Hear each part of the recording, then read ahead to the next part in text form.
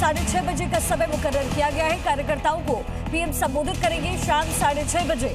आज बीजेपी मुख्यालय में प्रधानमंत्री मोदी पहुंचने वाले हैं। इससे पहले चुनावी जनसभा करते हुए प्रधानमंत्री मोदी की तरफ से बंगाल में ये वादा किया गया था कि जिस दिन सरकार बनेगी दोबारा टीएमसी में, माफ कीजिएगा बंगाल में, उस दिन प्रधानमंत्री मोदी मौजूद होंगे। और आज शाम 6:30 बजे बीजेपी मुख्यालय प्रधानमंत्री मोदी पहुंचने वाले।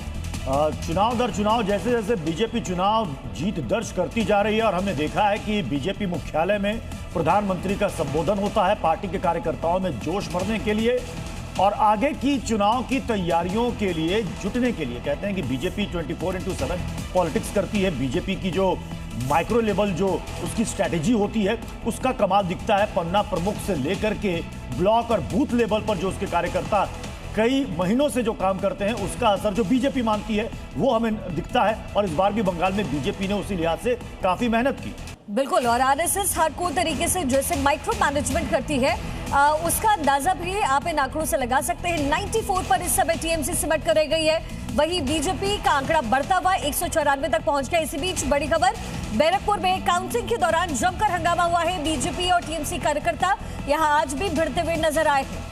कई जगह से क्लैशेस की खबरें सामने आ रही हैं, चाहे वो आसनसोल हो चाहे वो बैरकपुर हो। यानी कि चुनाव के नतीजे वाले दिन जिसकी आशंका कई दल जाहिर कर रहे थे कि यहां पर सेंट्रल फोर्सेस को होना चाहिए और केंद्रीय गृह मंत्री ने कहा भी था कि 60 दिनों तक यहां पर सेंट्रल फोर्सेस यहां पर रहेंगी, कई कंपनियां यहां पर रहेंगी, क्योंकि 2021 में चुनाव के नतीजों के बाद हमने हिंसा की कई घटनाएं देखी थी, मामला कोर्ट तक पहुंचा था। और इस बार मामला उलट इसलिए है क्योंकि यहां पर टीएमसी चुनाव हार चुकी है। अभी तक के जो रुझान है, जो नतीजे धीरे धीरे करके सामने आ रहे हैं, उसमें एक बहुत बड़ी बढ़त बीजेपी बना ली, जिसे पाटना इस वक्त देखकर लग रहा है कि काफी मुश्किल है, क्योंकि 2 बजे का वक्त हो चुका है। इसे लगभग आप कह सकते हैं कि अब टीएमसी के लिए लौटना जीत की ओर बहुत मुश्किल है। और देखिए, हंगामे के आसार पहले भी बढ़ते हुए नजर आ रहे थे, जिसके बाद यहाँ पर फोर्सेस एक्टिव भी है।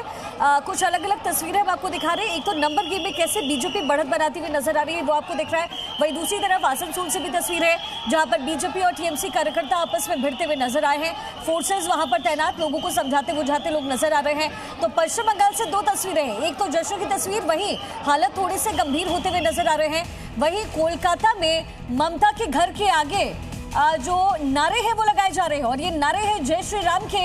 वहां पर बीजेपी कार्यकर्ताओं की मौजूदगी है और जय श्री राम के नारे इस समय कोलकाता में ममता बनर्जी के आवास के बाहर लगाए जा रहे हैं। और हमने देखा कई जगह पर बीजेपी कार्यकर्ताओं से बात कीजिए, बंगाल में जय श्री राम के नारे, हर हर महादेव के नारे गूंज रहे हैं और ममता बनर्जी के घर के आगे भी ये नारे वहां पर गूंजे हैं।